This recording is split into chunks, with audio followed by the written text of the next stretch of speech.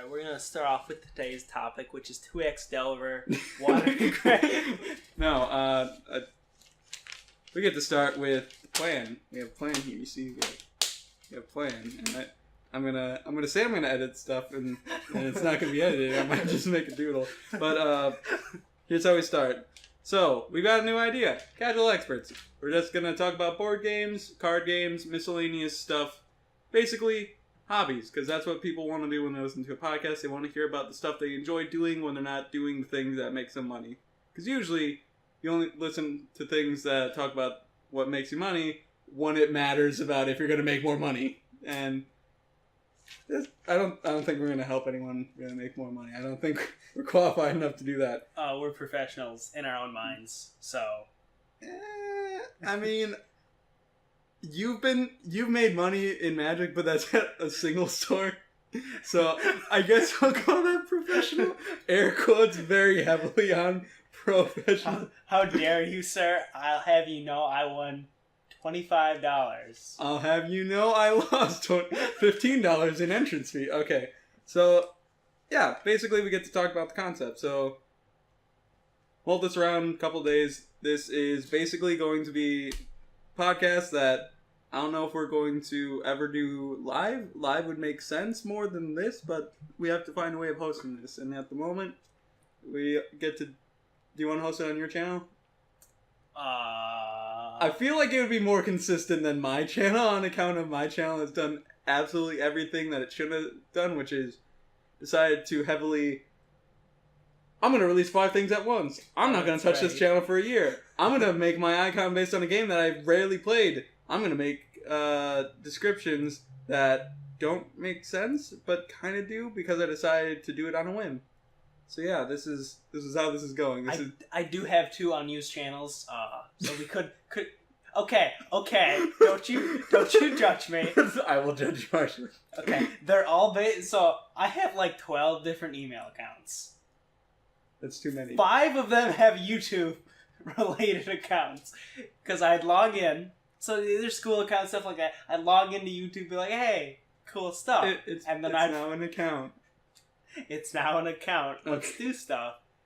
And then there's one account, which shall not be spoken of, which has a random video because I was just messing around. And when the YouTube app first came out for the video... I videoed some stuff, just messing around, and then my cousin videoed her guinea pig. And I put that up. Okay. It's okay, we all have stuff. We all have videos that are going to be relics of the past, never to be spoken of. I've got one where, Helium. Helium was the only thing. It was one of those things like, oh, we're going to record this on my phone, this is a great idea. No.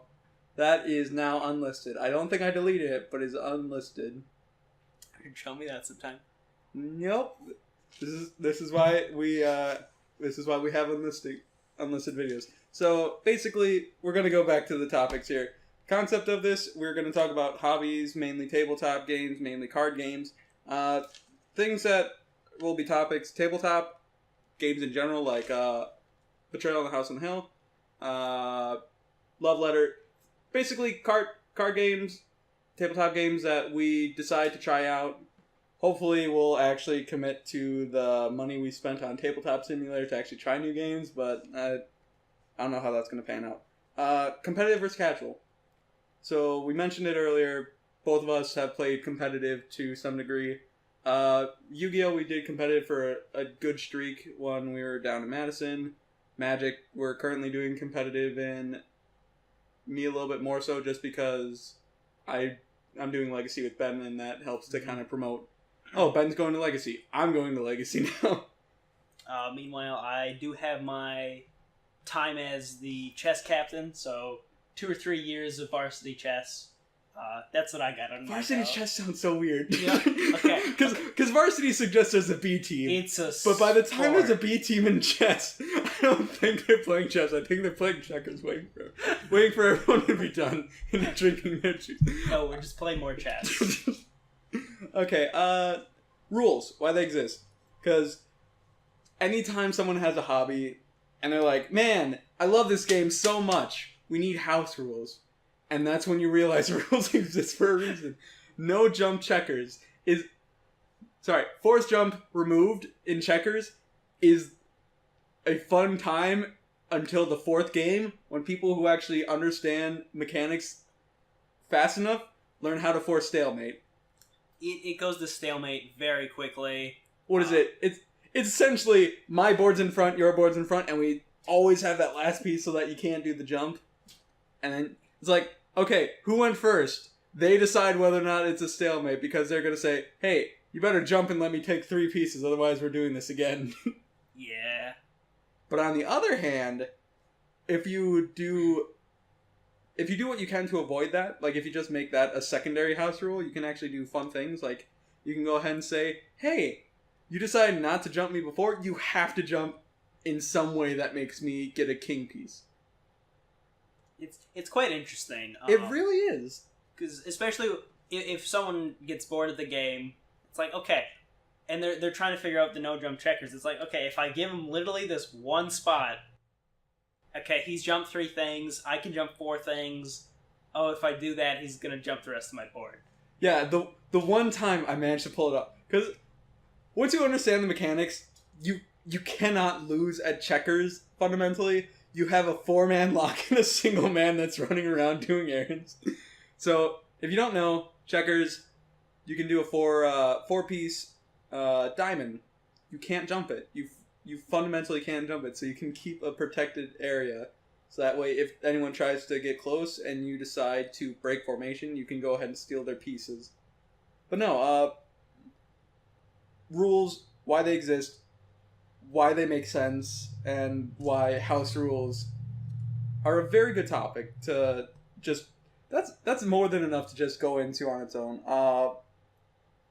Markets, as much as it's fun to say, it's a board, it's cards, they shouldn't cost money.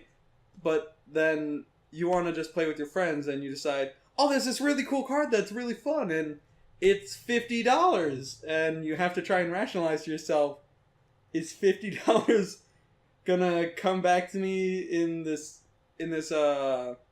group, or is it gonna be something where I play this and was like, that's cool, I can't let you do it, and then you wasted $50 not playing this card 20 different games in a row. But you got your $50 in trying to play it? You say that. you say that, but markets suck. They make sense. Secondary markets have to exist because that's how people play competitive, and most of these games are played as competitive. Yeah. Oh god. Killjoy cards. Probably the topic that everyone would love to talk about for hours on end. Because as soon as someone finds a game they like, they find the bane of their existence in that. Legacy, Magic the Gathering, the bane of everyone's existence for a while was Leovold and Deathrite Shaman. Leovold still remains because without Deathrite now, Deathrite's gone, thank god. Deathrite wouldn't let you play certain cards. You just couldn't. Let's say you're trying to play a deck where you're just going to throw things to their death or to the grave in order to get them back more easily. Deathrite says no. Deathrite says, I eat your thing, I profit, and you feel bad that you decide to play against me. And then you play with them for 20 minutes trying to do something, and them eating and selectively destroying your chances of winning. Yu-Gi-Oh! The Link Monsters. For anyone who hasn't been paying attention to that but knows about the game, Link Monsters were how Konami decided to slow things down, make things reasonable. It makes sense, but it kind of destroys how they built it up. It's like when fusions weren't the only thing in the extra deck. Well, it wasn't just the Link Monsters No. in there. So what happened was, when Link Monsters came out, they actually lost about half their player base. Not only, well, according to what I've read. Whether or not that is true or not, I'm not sure. But they lost half their player base, and it was the combination of Link Monsters and a series of losing any... not necessarily investors, but anyone who was somewhat invested. Yeah. So not necessarily hardcore investors like you have in Magic the Gathering, reserve list. You have people buying tons and tons of reserve list cards because they're theoretically never going to be printed. Yu-Gi-Oh wanted to make it accessible for everyone, so they would continually reprint everything. That's what they said. It hurts. That they're gonna make it hurts so accessible much. to everything, or to everyone, and they just reprinted everything, driving all the values just straight to the ground. And yet Yu-Gi-Oh is still the game that most unjustifiably has $100 cards. Yeah, Magic, you can understand. Like, you have a dual land, it's a couple $100, it sucks, it makes sense. It's never going to get printed again.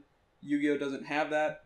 But then it also fundamentally allows you to do unfair things in a fair way. You get your lands, you don't have a repercussion to getting multiple colors, and you get to advance your lines while simultaneously not being hindered for trying to do that. There's things to keep it in check. There's Wasteland, there's Price of Progress.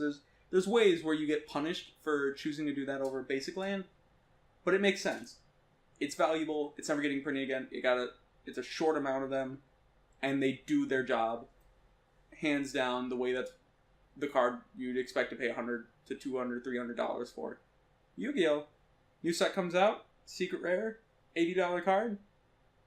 It is fundamentally necessary for the new archetype that they're trying to push, and you're sitting there like, but I pulled all the other stuff because it's cheap, and I spent $100 in getting a box, and I still have to spend like $200 just to complete this set of extra deck cards that I will maybe play one of each game, but I need to have 3 because if I don't have 3, when I lose that 1, I'm dead.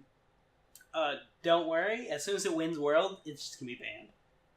Oh, that's its own thing. Final topic that we will be doing on the show is R&D.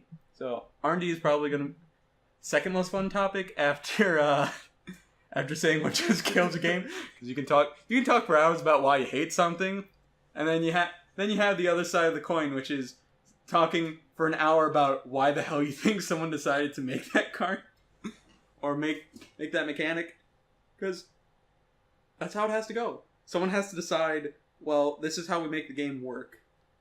Game's broken, or game needs to continue, we need new stuff. How do we not break the game? How do we keep everything together by releasing something that does something cool and new, but doesn't destroy everything? Magic, arguably, is better about that because they've made their mistakes already, and they Phyrexian Mana. yeah, but there's they do things, and then they learn how bad they are, and then they never do it again. They just do something else equally as bad. Storm scale. Yeah, R&D gets to work with the storm scale. Something is broken, you add to a list of broken things. And you go ahead and assign a number and say, that's never getting done on a 1 to 10 scale. And it's because Storm was a mistake. You know, I really want to say no, because it does make sense. It is fundamentally a cool mechanic. It's just that it's not fun to play. Like, it didn't scale with the game the way that you would hope some kind of mechanic that was released early in the game would. You think, let's say if, not necessarily Dredge, but something similar was a mechanic early in the game where you would take use of exchanging cards in your library for a card in the grave. You think normally, this makes sense now. We don't really have anything that is valuable in the grave. We can kind of keep our eye on it, not release things that break as soon as we do this. But R&D slips because, of course it does. If R&D was perfect, we wouldn't have fun decks. Because that's the basis of fun deck, is you either find something that was broken and you love doing, or you find a combo between cards that they never thought would get some kind of synergy, or you just play things that are valuable.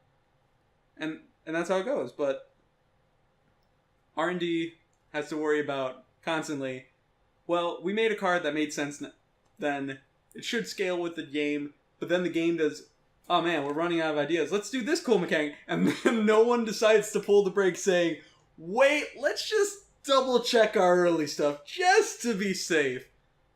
And Storm's just like, man, that was a cool thing. You know what we should do? What? Bring it back! And then they made the reprint set of Time Spiral. And they brought Storm back into Modern, of all things. Extended at the time, but they brought it back. And by doing that, they seal Modern's fate to know that Storm is always going to be something that they have to be concerned about.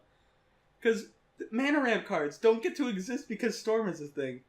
It's not the only reason, but it's one of the main reasons. You might be able to say, like, I want to cast this turn 5 thing on turn 3.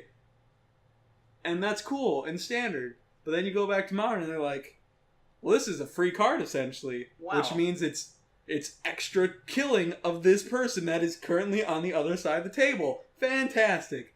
And then Seething Song got banned, and what's the other one? The one that increases red mana based on how many of them are engraved from Cold Snap. Oh, I don't recall. Well, either way, it still didn't kill it though. It's still very much alive, and it's yeah, ugh.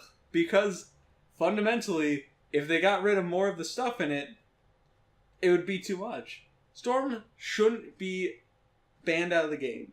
It shouldn't be. Because fundamentally, playing a Storm card isn't what breaks the synergy. It's all the cards that get to go into free and make it consistent that break the game. Gifts Ungiven. Gifts Ungiven would make sense. But then you lose out on the interesting plays when people start playing 4-color gifts and started reanimating using gifts. It was a very cool line. You dump 2 cards for free, guaranteed, or get 1 to 2 cards that you want and guarantee a reanimate target. There's a lot of cool things. And that's another that'll be in the Killjoy card topic. Because bannings make sense when you talk about this card broke the game. How did they get rid of it? How did they make it not the focus of competitive? Because they have to focus on competitive because that's where they go ahead and make a name for themselves. They broadcast to hundreds of thousands of people, this is our game. And then you have standard with a bunch of energy decks, and they're like, oh god, this isn't our game. I swear to God, this isn't our game. Don't worry. Let's ban it into it rotates soon. It rotates soon. It's been sticking around for 2 years because they decided, what was it, 4 sets, I think? Yeah. Or was it just like a year? And then it was like, but I like my cards. And they're like, fine, you get them for 2 years. We're going back to core sets. It's fine. You can have them for 2 years. Who needs core sets? You get core sets. I can't do it to you. I just can't. Can't take away your energy. Why would I do that? Okay, so those are the topics. Oh, where are we? This is a great sign because What? we've rambled for 17 minutes. The podcast is effective. So now that we've actually talked about what we'll be talking about in future things, I can't guarantee that we can't guarantee that it's going to be always that. Mm-hmm. Like it might be, hey, this week's Betrayal, because Betrayal's cool on its own. Betrayal can easily take up an hour, 2 hours, just because So every single action you take over the course of that is a debate with your playgroup. it is. For example, the first time I played, I don't know how many people have played this, but basically, it starts off as a co-op and you're exploring rooms, right? Yep. You're basically revealing tiles to say, this is a room in the house. Something spooky happened. Yeah, events happen, items happen, Omens. omens happen. Omens is how you progress the game. Once you reveal an omen, it usually does something, and then you make an omen roll. The omen roll is 6. What kind of dice are those? There's 3 blanks, 2 ones, and a 2. It's a specialty die for the sake of what they do. So instead of having like 1, 2, 3, 4, 5, 6, and then saying reference the chart, they just replace those numbers with what they represent. So you've got, I think it's 3 zeros, 2 ones, and a 2. I think that's right. So basically, you've got a 30% chance of doing something, 50% chance of doing something, and then 2/3 of that chance isn't that significant per die. So it's enough to say, like, you can fail the omen roll immediately. You can roll all zeros. It's not impossible, and it's happened in our playgroup. It has. And it's quite sad. Or you can go to an omen roll of, like, 8, and you're just like, why can't we kill each other yet? I think I've gotten up to 10, and it failed at 11. But anyways, you have to tie or pass the number of omens with those 6 dice. Once you don't pass or tie, it goes to the haunt. The haunt, based on what omen and where it was revealed, You go to the handbook. There's a big chart, and it's like, okay, this person.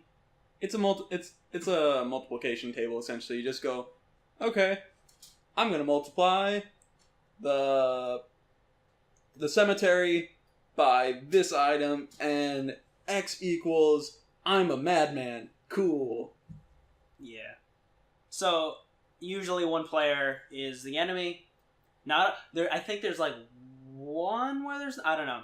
There's a small handful of ones that are either they're benign for the most part, where it's easy to like you just have to escape. No one's the villain. You just have to get out because the walls are coming down, or hey, no, everything's fine. You actually won the game immediately, and everyone's happy except they just spent an hour doing nothing. Yeah, but it feels good. It feels You good. outlived. It feels good. You'd think that'd be a bad outcome, but it feels so good. It's like, oh, we didn't just die. So anyways, this came up because my first time playing, of course, I was the bad guy. And the bad guy gets their own separate book, a list of objectives, and when I was the bad guy, I got to let spirits in the house, and I got to control the spirits as well. So there is 3 floors, well, 4 floors now with the expansion. Yep. The attic, the upstairs, the main floor, and the basement. And what happened was I'd let some spirits in, which spirits don't have any physical attributes. So basically, each character has 4 attributes. Yep. Strength, speed, which are your physical attributes. Sanity. And then you have sanity. And wisdom. And is it wisdom? It's been a while since I played. You basically have 2 physical things and 2 intelligence-based things. One of them will basically check to see how likely you are to fall for a trap, like intelligence-based, and one that's more likely to say, hey, are you able to rationally deal with what's going on around you? Sanity. If any of these stats go to 0, you die because you either went insane, your brain's just gone, essentially, you've lost all your intelligence, you're not going to be able to survive in the situation. Speed's gone, you can't escape. Strength, you're unable to fight back. Basically, you weaken yourself or strengthen yourself until you either die or can handle whatever's thrown at you. That's the goal. And it is good to note that you can't actually die before the haunt starts. Yep. You can lower all your stats to the absolute minimum and just get destroyed as soon as the haunt starts, but you can't actually die, which is convenient. So anyways, I was the madman, and I was letting these spirits in, and I had some friends in the basement. Well, they were my enemies at that point, and I was trying to kill I like them. to think we're still friends. We were still friends. Friends trying to kill each other. And it was a broken room. So the broken room, you have to roll a speed 5. You basically have to jump over the hole that's in the floor, because you just decide to walk in the door and it's immediately a pit. Yeah, and the ghosts don't make the speed roll. And the debate was whether or not the ghost makes it across because it's a ghost, or it falls. If it falls, does it take fall damage even though it can't take physical damage?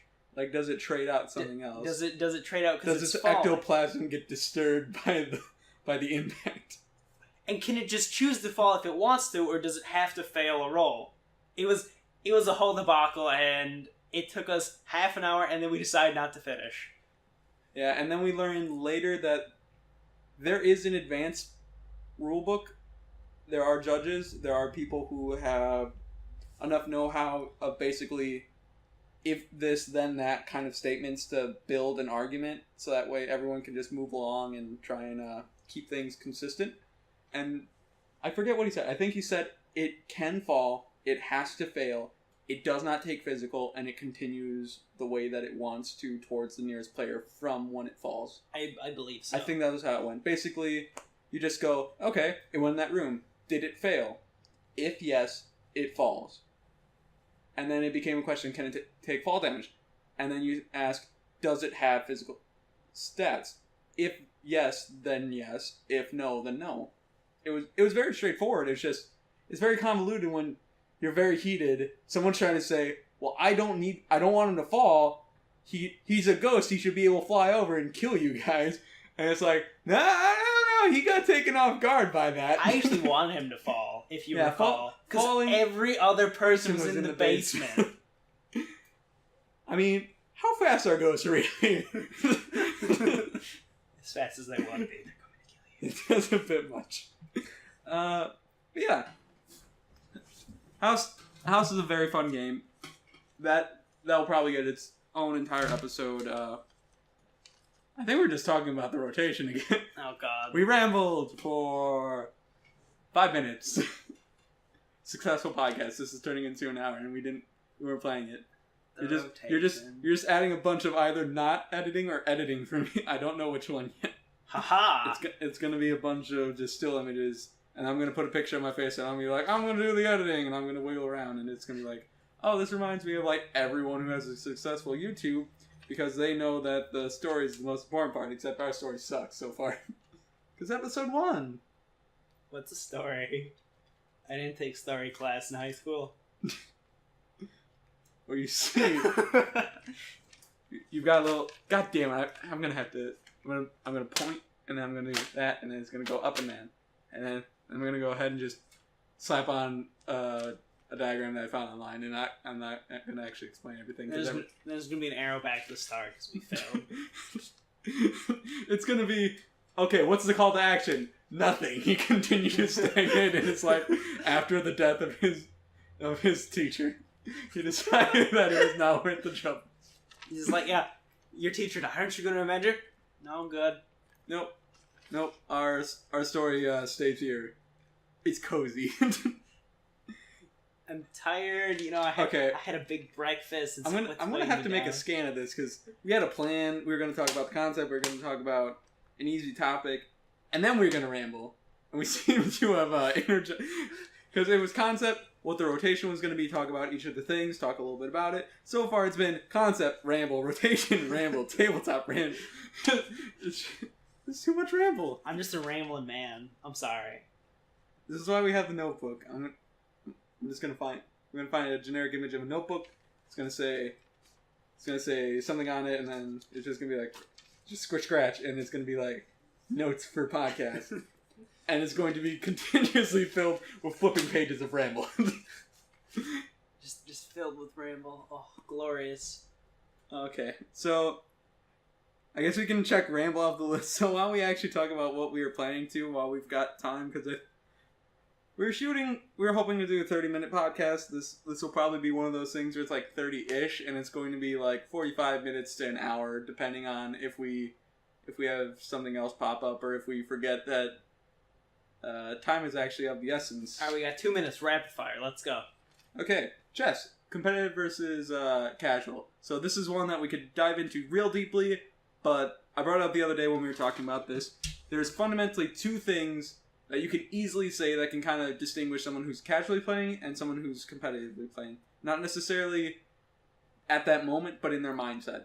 And that is en passant and castling. Because fundamentally, when you just play chess with your family and you first learn about it, if your family is in a position where chess is something you teach your kids because you have a checkerboard anyway, because you got that 2-in-1 or that 10-in-1, you flip it around and it said Chinese checkers. I love but no, that stuff. it's great. Except it rattles all the time because of the marbles. Row.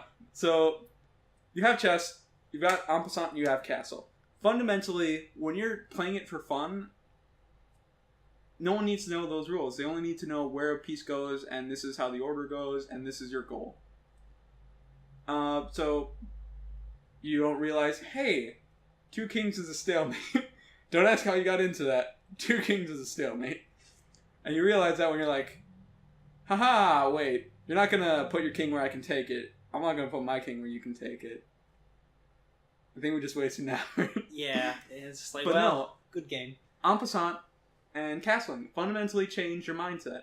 Because as soon as you learn about that, it goes from being like, oh, I learned about these cool things, like, oh, I heard of fool's checkmate, where basically you have to let your opponent do it, and you have to help them with it.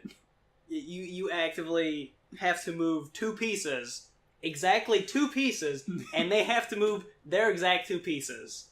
Or, sorry, that's not fool's mate, that is Fool's Mate is the 4-move one. Yep. There's one where you can actively set it up so your opponent can win in 2 turns if you start at white, which I have done in competitive scenes and not been punished because I wanted to see if they would do it, and they did, and I was really disappointed. Man, I'm really glad you were varsity.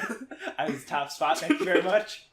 Varsity, I'm gonna actively try to sabotage myself real quick here. I'm gonna gauge my... Oh, they saw the line. Damn it. No, they never did. I was really disappointed. You know, they did try and Fool's Mate me multiple times, and I just was like, no. That's the next level. You're talking next level, they're talking Fool's Mate, and there's a discrepancy there. Yeah, that's true. But no, En Passant and Castle fundamentally change it because you think, oh, this is... I just move these pieces like this, and then you understand those moves. And then you start to think why chess has those movements. Because that's usually how it goes. You get a mechanic that you didn't know existed that is only used in competitive because it only makes sense in competitive.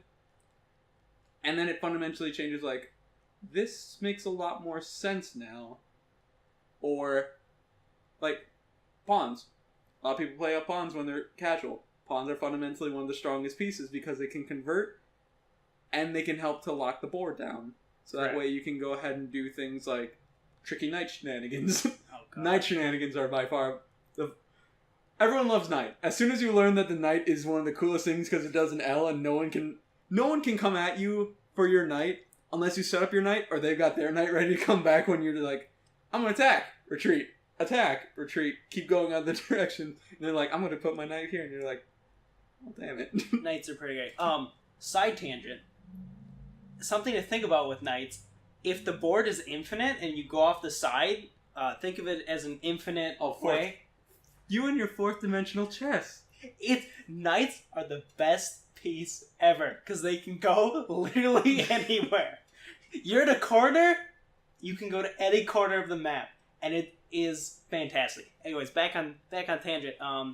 Yeah, En Passant is more of not necessarily a niche move, but it is extremely useful in the times you can use it. So basically, when pawns get locked up and so pawns can move 2 forward, you can En Passant take the pawn that is moved 2 forward, which is extremely useful if your pawn is locked up. It's like, okay, I just have the pawn sitting here. I can advance the board state, moving my pawn up, and it is closer to the point of being useful. Like, not only does it pressure their backline of important pieces, but it also threatens the fact that, oh, I can upgrade this to a queen or whatever I need at the time.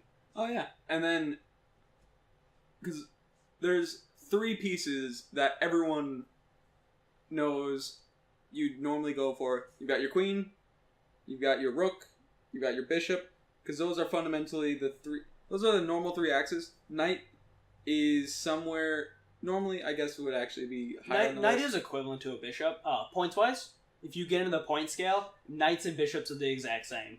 While rooks are, I believe, rooks are 5.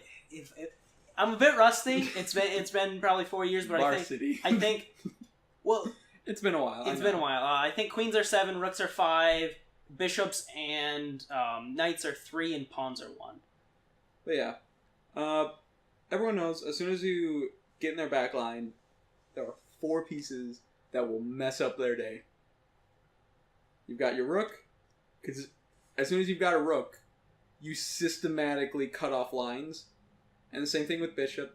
Queens, as great as they are, don't feel as threatening just because people are more cautious about them. They're less likely to trade them because they want their queen. The queen is the most powerful piece on the board. Yeah, and a rook, you lock down a line, and then you put them in a position where they will be motivated. And I mean, if they don't take it, they're just about guaranteed to die in like 4 moves. But you play it in a way where you get them in 6 moves if they do it. Like, that's usually how a rook is supposed to work. You lock down some lines, you send in a different piece, or you send out that rook once you've got another one waiting in the back. So that way, they either try and take it, knowing that they're going to lose their piece, or you clear their line. That is a lot harder. I know, but you get what I mean. Yeah. Strategically, when someone chooses to upgrade to a Rook, it means they've got their lines. They've got those lines because there's not enough pieces on the board for someone to stop them from doing that. If someone upgrades to a Rook, it's probably out of BM. Because why would you not just get a Queen? It's a more utility piece if something does go wrong. Theoretically, you don't upgrade to a Queen if it'll put them in stalemate. That is one of the only times I can see you upgrading to a Rook over a Queen. If you move your pawn and the diagonal from the Queen would make it stalemate. That is one of the only times. Well, this is where we can go ahead and talk about comp versus casual. Like, just throw up an image. Solve it yourself. Wait, we'll what? come back next week. What have you learned? There's going to be a quiz on this, so Nothing. I hope you're all prepared. We've learned nothing. We've rambled. We've rambled to... We're only at 35 minutes. Man, it's almost as if we had a list, and we still have 1, 2, 3, 4, 4.5. I just want to point out I didn't write the list. You know, you had a point where you could have said anything. We still have time. I've still got time. You still got time. I'm assuming where we can go ahead and just list off a couple more of these things and then wrap it up. I don't think there's anything mission critical here if we spend another 15 minutes if need be just to hit these points. Sure. Markets. We got Magic's an easy one to follow because there's a lot of resources for it. Pokemon, there's a decent number of resources, but it feels a little bit less consistent. Because Magic, you've got MTG Goldfish, you've got Card Kingdom, you've got TCG Player, all of which will show you fantastic history kind of information. Mm-hmm. But let's talk about Pokemon markets. Now, I think we heard from, what's his name? I can never remember over at Frost. Nate. He brought up the fact that apparently there's a new Eternal. That's not Frost. That's No Games. Yes, it is. I know names. Yeah, apparently there's new Eternal formats for Pokemon. But for the longest time, Pokemon didn't have Eternal formats. It was essentially a standard setup. So, standard basically means it is the current cards to a certain extent, and once cards are out of that extent, they drop off. They're no longer in any tournaments. And I think the original concept was essentially they would either follow the show or follow the regions or a couple of blocks within that region. Sometimes they would cut it. But you're in Kanto, so it makes sense that you're able to get all these resources from within Kanto. You go to Johto, you have all the resources of Johto. It makes sense. At least that's what I've heard. It's been a while since I played competitive. And the only time I played competitive was when I would buy into the current set, so I never had to worry about it. I would survive rotation if it was anything but that kind of system. I bought into when it was Team Plasma. Okay. And that was all the rage. And there was the Lugia. There's a couple of different decks that were floating around. It was fun. It was really fun time. But no, for the longest time, if you had a card that rotated out, it was virtually dead except for the casual scene and the collector scene. But unlike in Magic where, this iconic card's never going to get printed again. There's a lot of cards that we know for a fact will never get printed or never get printed in the same way, never get printed functionally. We got lucky with the Elder Dragons. The Elder Dragons got reprinted, but they got functionally changed. Because they're not on the reserve list, and Nicol Bolas is the only one who's actually gotten the. I mean, to be fair, even if they'd reprinted them in their old formats, it would have been terrible. Well, you say that, but it still would have been appreciated. It would have been. Don't get me wrong, but in the current, maybe not in standard. Even if in standard and or in any other format, it'd be hey, that's cool. I mean, in the case of the Elder Dragons, the most important thing is EDH, Elder Dragon Highlander, Commander, now. Because originally, you play with them, because they made sense, they're cool, they're big bosses of the universe, but they never got reprinted, except for Nicol Bolas, so people who might want to be I want to take walk down memory lane for Commander. I want to go back to when it was EDH and it's truly Elder Dragon Highlander, and I want to play Chromium. That's an expensive card. Yeah. It makes sense because it's printed in Legends, one of the original set. I say original loosely. I mean one of the original expansions. Mm-hmm. Old border, fun times, old art, classic, like painted art, and that's one of the reasons why it's expensive. It's good art. It is an old set, and even though they can reprint it, it's almost like they have an internal policy not to print Legends, like Legends cards that are off the reserve list. It seems like they don't want to touch it. Yeah, I'm not sure why on that. But no, makes sense for Magic.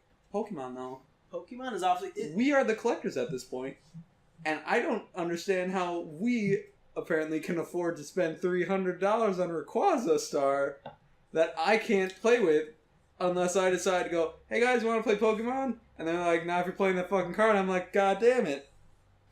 Yeah, it is rather bizarre with the fact that before you didn't have an Eternal format, and without that, it's hard to see how was it just driven purely by collection aspect.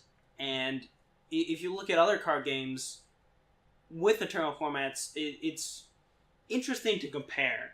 Yu-Gi-Oh! Is probably the most fun to watch because it's the most volatile, and as long as you're not invested in it, it is funny as hell. I agree. Because, like, Monster Reborn, because it's from Legend of Blue Eyes and it's shiny, it is $50. It's playable then. It's $100! And I'm like, oh, cool. And then you've got Regeki, it's like, oh man, it's LOB, it's like $15. It's playable again. It's $50!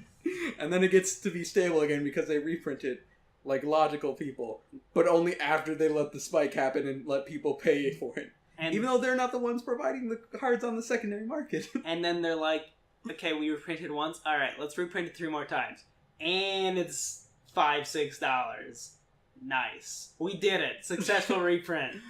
Oh, it's a new set? Oh, you love these mechanics that we just came out with and just decided to do? Man, this is a very important card for some decks, but it's got 2 printings in the set. It's got an ulti-rare and a secret. It's not like you can't pull it. We'll reprint it once because it makes sense. Oh, hey, this is in the same year. Let's print it again. This is the 3rd time we're printing it. Can you please stop? I heard you wanted more. Oh. I had $120 in cards from a box that not even box. It was a Fat pack. Fat pack equivalent. I forget what it's called in Yu-Gi-Oh! Now because it's been a while. The special editions, I think, is what they called it, but yeah. They don't do that really anymore. Like, they don't do the box style that they used to do with the Xyz. But no. I'm like, oh, cool. I got really lucky. I spent $40 on this. I think it might have been $30 because they were cheaper. Yeah. $30 on this thing, pulled $100 in cards, and I get to play with them? Yay! And then they reprinted it. I'm like, okay, yeah, I mean, it makes sense. To be fair, when they reprinted those cards, it had been over a year. And those cards that you pulled, it was, for those of you wondering, it was Exciton Knight and number 101. Yep. Which, at the time, Xyz were very good. Yeah. And those were staples in almost every Xyz deck. It made logical sense to reprint it. But let's look at Magic's way of approaching it. Master sets, you get 1 per year. And Yu-Gi-Oh! Has that, but they also have other reprint sets that they do. The other tins, besides the Mega Tins. And Masters editions, there's a couple of cards that will always make their way around. They'll be like every other year or sometimes every year, just because they're pervasive and they're fine to be in every set. That's because they're common. And they make sense. Because they promote people playing with the cards that they just pulled out of the thing. Although, I guess, it's a little bit different. You don't have sealed events with tins like you would with a Masters box. But it makes sense. They were very cautious. They reprinted the things at the same kind of rarity, so it was hard to pull. Well, not hard to pull, but logical. They upticked a lot of things from rare to mythic in the Master sets. But it was still reasonable. It wasn't completely unheard of to pull a couple of those cards if you just bought a decent number of packs. Mm-hmm. But then you got Yu-Gi-Oh! And then they guaranteed it, and that was enough to seal it. And then they reprinted it anyway. Like, I think they reprinted it like as a pull. They reprinted and it then as a pull, and then as a guarantee. And then as a guarantee within the little pack that you get. Yeah, but I was trying to think of the time frame because I can't remember if it was the next year after they reprinted it or I think it was within 6 months. It hurt. It shows that yes, they want to help people get the cards, but they don't want to do it in a way where the secondary market can. Magic doesn't acknowledge the secondary market directly, but they follow the rules as if they do and say, okay, we know how to do this where we won't tank markets. You want to talk about Yu-Gi-Oh! And terrible markets? I pulled a $250 card. Should not have been $250. Bryanak. Sorry. Necros Bryanak. Necros Bryanak. $250. I was very busy with school, and I didn't have a chance to sell it. Yeah, and within 3 weeks, they had banned it, and it is currently, I still own it, about $5 or less. Because what they do to solve problems, so it was so expensive because it was very hard to pull. They decide to, what is it? Ban whatever wins at Worlds, which destroys the power market. Creep. Yeah, power creep. So most power creep happens as, Magic. It's not enough to be a 2/2 with an effect. You have to be a 2/2 with okay stats and a good effect. Like, you've got Voice of Resurgence. You've got Thalia. It wasn't enough to be a bear anymore. Because being a bear is not enough in the standard environment. It's a 2/1. We can talk about bears later, but fundamentally, you spend two of your resource, you got something with 2 power, some other kind of effect, and the effect had to be enough to justify you only getting a 2. Only. Mm-hmm. Because if you didn't have an effect, it's garbage. Yeah. And in Yu-Gi-Oh!, they do a different approach. Instead of mechanics, they do archetypes. They fundamentally have all the cards in a certain group. Whatever story they want to have around it, they do the same thing to some extent, and that is how they operate. So decks are fundamentally one of 3 things. They are either A combo deck, B, they're an archetype, or a tribe, as Magic would refer to it, a tribal deck, or they are some kind of mechanic deck. Like, sometimes that just happens, but instead of being an archetype, they become a type deck. Like, they become warriors, they become this. But no, it's so bad. They don't creep. They make a broken archetype every single time. They make a broken archetype to promote their new mechanic, and it's like, wait guys, this is broken. It just smashed at Worlds. Alright, let's just ban 3 cards out of it. Okay, let's destroy all the players' value in those cards. That's how they deal with power creep. They just ban cards. They sell a set, they make broken cards so that you buy boxes, and then they would hit the things that sold the box. If you look at the ban list for any format in Magic the Gathering, and Yu-Gi-Oh! It is comparatively and tiny at most times. Yes, Magic the Gathering is generally pretty small. Standard is usually nothing. There's a few exceptions, but it's usually nothing. Modern, one of the not eternal, but one of the long-running formats where you get to play with cards from, what is that, like, it's almost like, when was 8th edition? 8th edition was... It's a long time ago. 8th edition would have been like 2007? 2007 sounds right. So about 11 years worth of cards. And the list is larger, and it makes sense.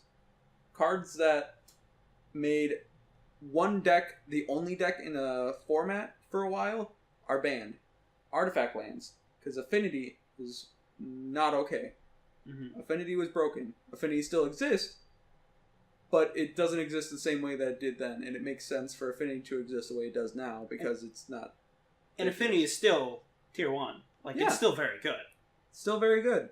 But they banned the land so it wasn't tier 0, and there was actually other decks that Magic could be doesn't played. have tier 0. I think that's a fundamental difference. I mean, technically they don't. I'll say it this way: there are popular decks that are topping, but they're always tier 1. There's very rarely a deck that breaks the format enough to become tier 0, and it is usually responsibly taken care of. Yes. So the most recent ones for Martin didn't really get hit this time, right? It was just There was no Legacy. bans. There's a What's the most recent banning for Modern? the most recent banning from Modern. I'm trying to think of what card would be a good example. I don't even remember. I know the most recent unbanning was Jace the Mind Sculptor. That's a good example. Jace the Mind Sculptor banned in Standard because it was a short card pool. It was a small card pool, so with small amount of cards, there's small amount of answers. It warped the format for a while. Then it came to Modern, and then Modern still had a smaller pool at the time, so there was less ways of dealing with it, so it got banned. The card pool is larger now. It's safe for it to come back in. Heck, it's not even as strong as some of the newer Planeswalkers in the current format. Yeah. Like, Teferi is stronger in blue-white than Jace is. Which is bizarre. Because It is. Jace the Mind Sculptor was considered the most powerful He's the Planeswalker boogeyman. since he He's- came out. He's the strongest in lore of the modern Planeswalkers outside of Nicol Bolas. And Ugin, I guess, technically, since Ugin has been reborn and he's an Elder Dragon Planeswalker Yeah. as well. Well, I say Elder Dragon loosely because he's from the same spawn, Yeah. but he never got the official title of Elder Dragon at any point because he's dead. Yeah. But no, he's the longest running boogeyman. He's everyone's favorite. I say that loosely. Everyone's favorite is He's in the pop- everyone loves and hates him at the same time. He has, I because think... he fundamentally in the story he is cool as hell and he is who you want to be because he kicks ass in the most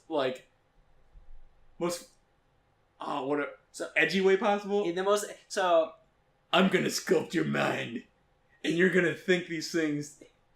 if you think about the demographic, not saying everyone in Magic is the same, I'm edgy. but you get their nerdy type, the relatable character, the smart, quote unquote smart character. I think a lot of Magic players. You want someone who is a dark, brooding, tall, skinny dork who is completely invested in his knowledge and just blows off the only person who is trying to develop a meaningful relationship with him because he has to answer a greater call. And he's OP. And he is busted. Yeah, he was a boogeyman. He's a great character. I love him to death. I want to see more Planeswalkers because they're cool. They're fundamentally cool, but they never get enough showtime because the Gatewatch is there and Jace is part of the Gatewatch. It's like, oh, Lily's here, but we've got these guys, and it's like, yeah, this is still fun. And then Jace comes in, it's like, it's Jace! I need you. You're a castaway with a hot bod. Come to my deck. I'm gonna explain. Okay, that was a failure. They just wanted to print the Jace. Jace Cunning Castaway is a terrible card, except with the only exception That it the goes infinite. one and only exception that it can go infinite with doubling season. Other than that, it is terrible. It's bad and you should feel. Yeah, it is. Oh, they're like, hey, we're gonna make a 3-mana Jace that isn't completely broken.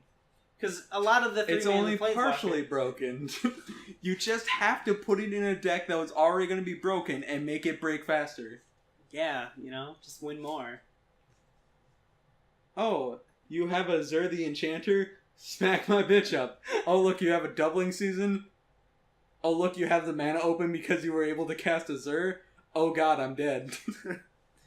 But yeah, I think Jace has, is it 9 different unique Planeswalkers? We could go through the list, or we could go through your folder, or portfolio, I want to call it at this point, because it's more respectable than just a 3-ring binder at this point. Give me 1 minute, I will be right back. I wasn't prepared. No, none of us were prepared. We're at 54 minutes of rambling.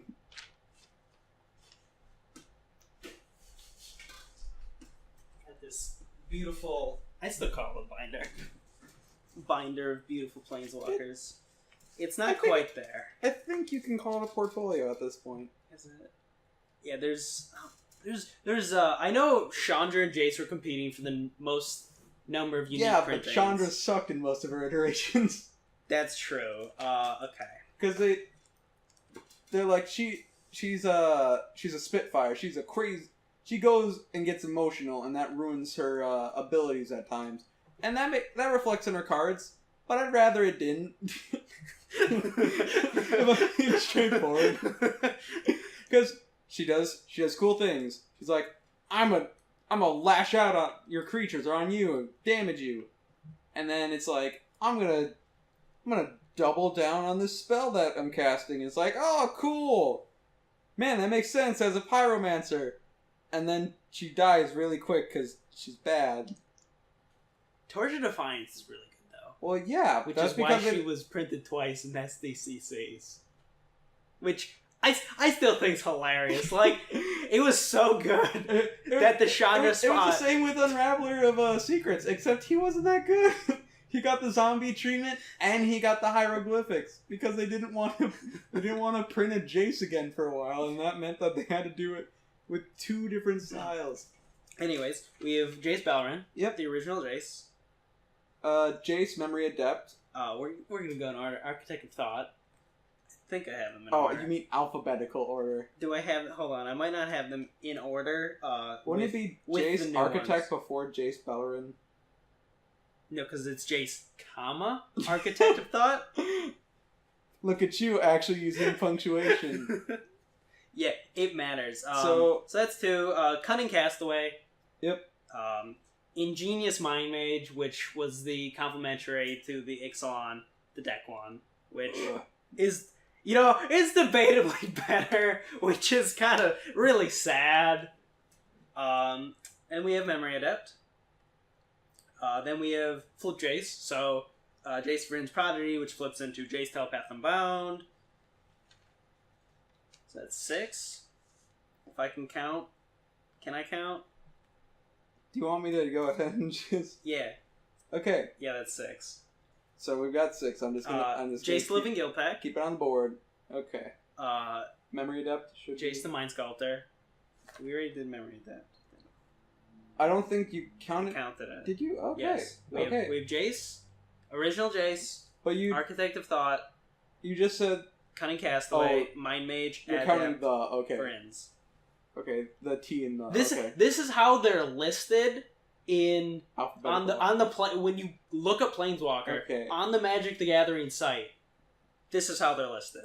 So, 7 is Guildpact, 8 is Jace the Mind Sculptor, and 9 is Jace Unraveler of Secrets. So there's 9 iterations of Jace.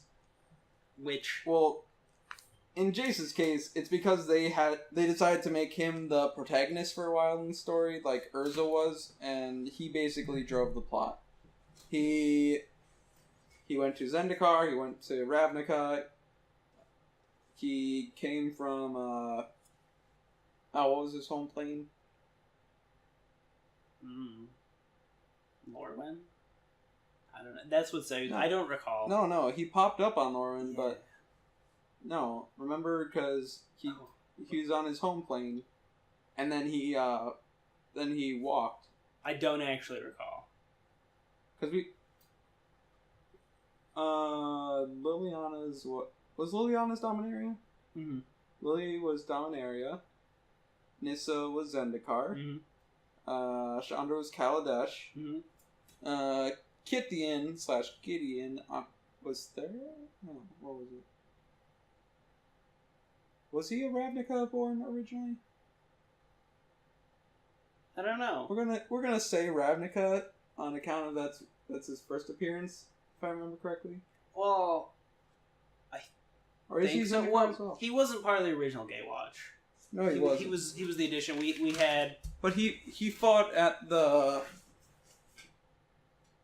Oh, what is it? The Gate? Gatewatch. No. The place that fell. Yeah. When it was Battle for Zendikar. This is turning into a Magic podcast. But it's what we know the best right now. We know Magic. We know kind Magic. of. Clearly. Hey, what was that thing? We Yeah. loosely know Magic enough to be able to talk about some of the key points in a way where we can hit lore facts. We can hit lore facts. We can hit lore facts when we know them. But we should probably wrap it up pretty soon here. Yeah, was there any other? Oh yeah, we loosely touched on the last thing, which was important, and it was the R&D topic example: mechanics versus archetypes. So we already loosely talked about it. Fundamentally, how these two games, Yu-Gi-Oh and Magic, approach new cards is different. Because you got a new set in Magic, they decided to do new mechanics.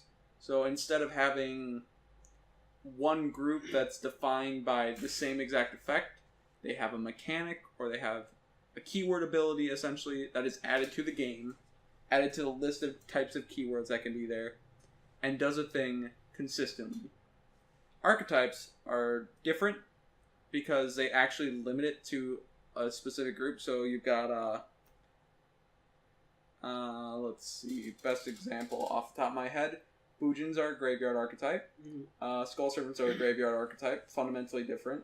They load their graveyards to do a different thing, and in the case of Boojins, you can go ahead and usually exile them from grave if they are the animal, and then do something with the humanoid versions of them special in order to get those kind of situations where you load them into a grave. Skull Servants, the key thing about Skull Servants is that they're servants, so all of them will say something along the lines of, this card is treated as Skull Servant. In the graveyard. And anything that would reference it.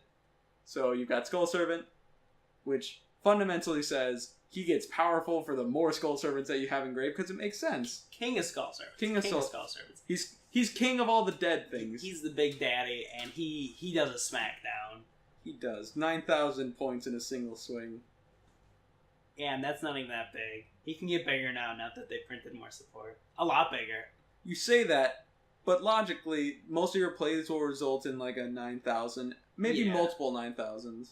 Yeah, you might have one or two. Like 3 7s, 2 8s, 1 9 is usually how it goes, because you usually have to sacrifice some of your resources to get them out. Yeah, sometimes faster. It all depends.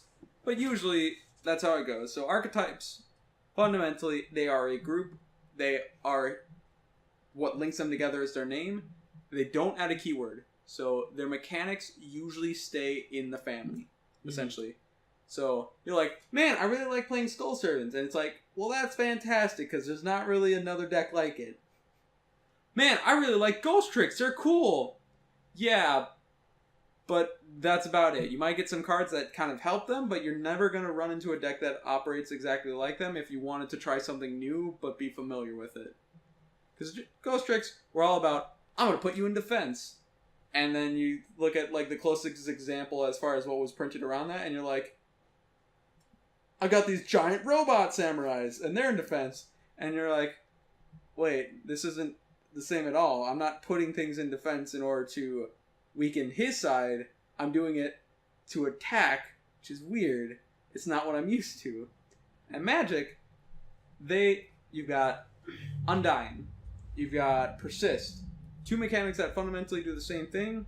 They improved upon Persist. Persist said, oh, you thought it died? It's just weaker, but it came back with a vengeance, essentially. And Undying, it got strong and it's real angry. And because it's a keyword ability that isn't tied to a specific group, usually, there's a few exceptions, like Ravnica likes to tie it to a group to make it cohesive for the story. Yeah. But usually, it's not tied to a group. It's just a fundamental ability. So you can see it on multiple colors, multiple card types, multiple sets, and if something new comes out, you're looking and you're like, this has First Strike. It's a warrior. This can go in my warrior deck because that synergizes. And you don't feel weird trying to throw those things together. Yeah, I think that's what Magic does a really good job on, is not making a card don't get me wrong, there's cards that have niches. Yep. But I think there's less so comparatively to a game like Yu-Gi-Oh, where like this card literally only goes in this deck, and it's only in this set, maybe 2 sets, and then it never gets touched again And then for 5 years. Yeah, 5 years, and then as soon as they print something else, it's obsolete because there's a better deck out there. Yeah, you like this strategy? You think, oh, this is an important kind of strategy? Maybe they'll make more cards that just synergize and you can just mash them together? No.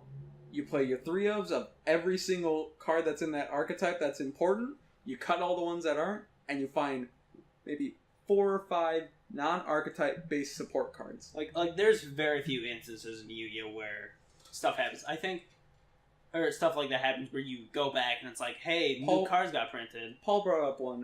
There was the Knights Infernal Knight. What was it? Abyss. Yeah, Abyss Knight or whatever it was. Essentially, it was 2 different archetypes. They happened to synergize exactly well with how both of them played with graveyards. Mashed them together. Didn't win Worlds, but got banning. The one time that a deck made sense for being able to break away from a single archetype, and it had to get nerfed. Well, they clearly didn't like that. I don't know. R&D, dude, R&D. I don't know what they like. They like trying to promise you the show experience.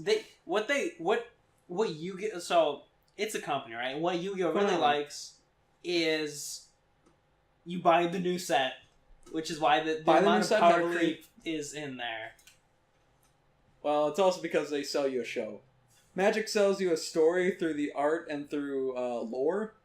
Yu-Gi-Oh sells you a show. It's very weak. That is like they say do that, but the few times they aren't trying to sell you a box, they're trying to sell you on the main character's deck that's evolved. Yeah. Oh, look at Jaden. You want to play heroes? We've got more heroes, and you're like, I like this, but they're bad. More heroes. They're busted now. Okay, more. I guess I'll play them. Flip. It's a mole. Bastard.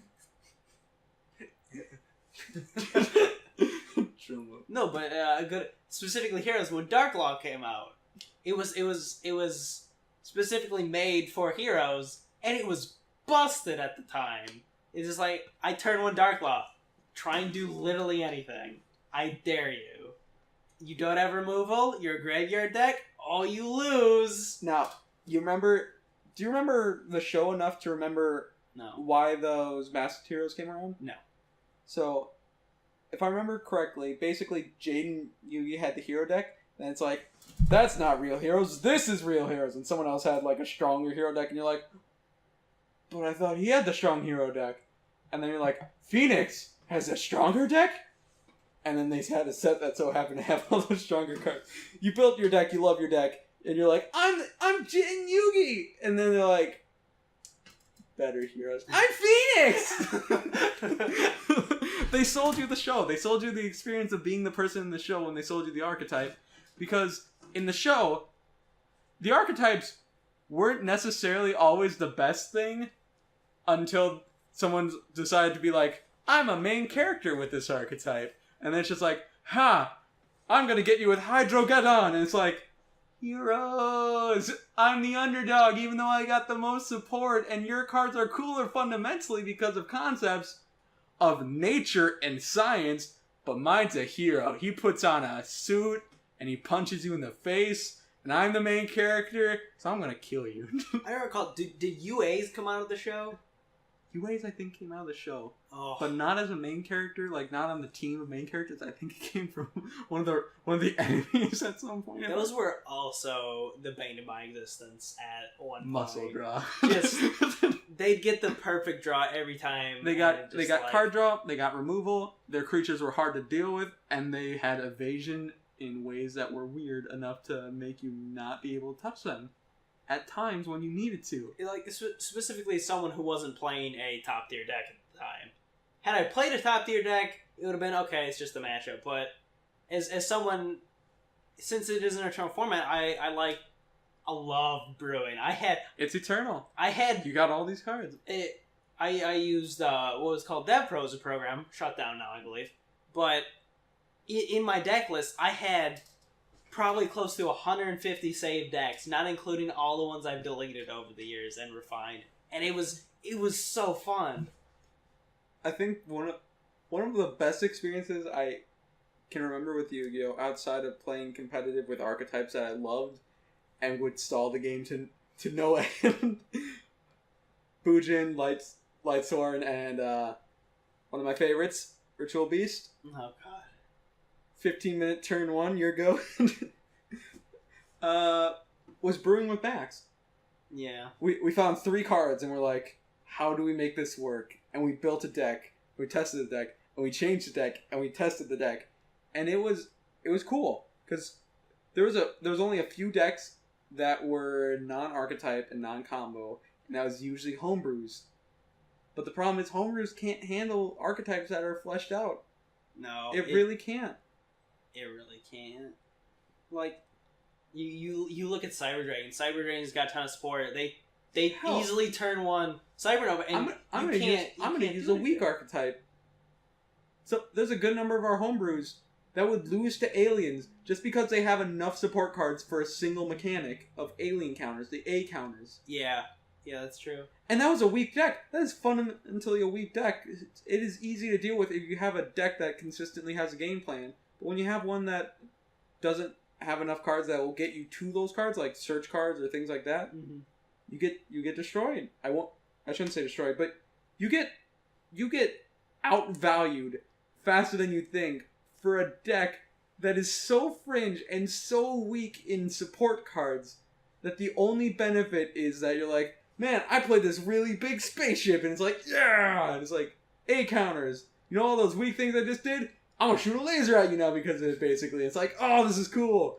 But anyone with like a Raigeki or a Bottomless or normal support cards on top of having regular relevant archetype support, you don't get to play those cards. Yeah. Fortune Ladies is one of the few decks where you can play against, and their support usually doesn't interact. But I say that because they had like 6 cards. I say that, but all it took, all their cards were based on exiling and moving things from the field, and anytime they would refresh those effects, you'd lose your value. They wouldn't, because oh look, light went into exile. I get my card, and you lost your card last turn. I'm gonna play a new one. Now neither of us get this. Oh wait, except I play my fortune, the draw card. I'm gonna put light back into the grave. Draw 2 cards. Oh look, I can keep playing with my card. Your card's gone forever. Graveyard recursion.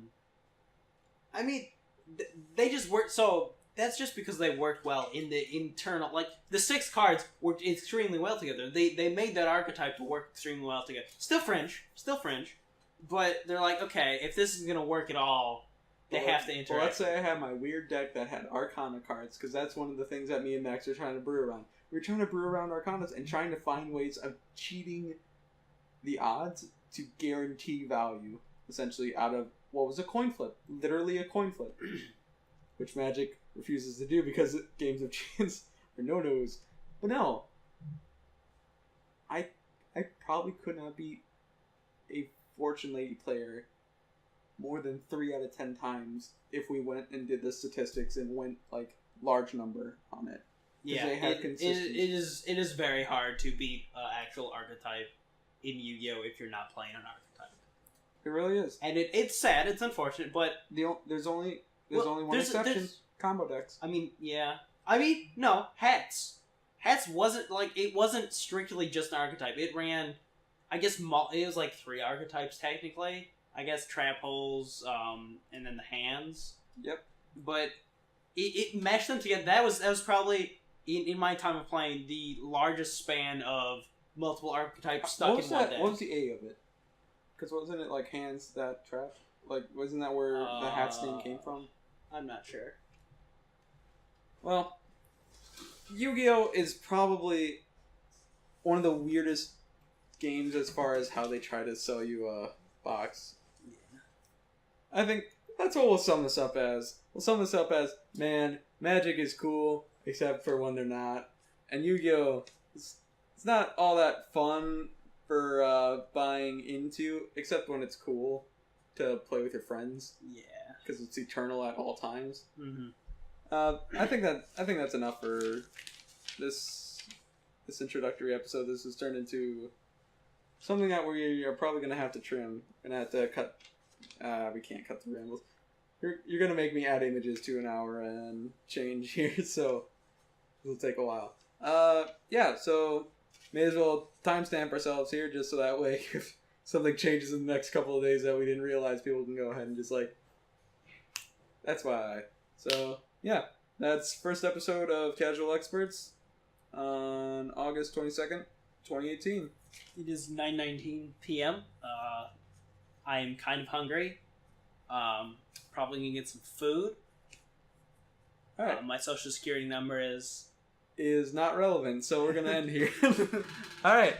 Well, we don't have a sign off, so have a good evening and try not to die. At least die the fun way, which is a card game and not in real life. We'll figure out some kind of sign off later. Well, hopefully look forward to an episode in a week then. Goodbye. Bye.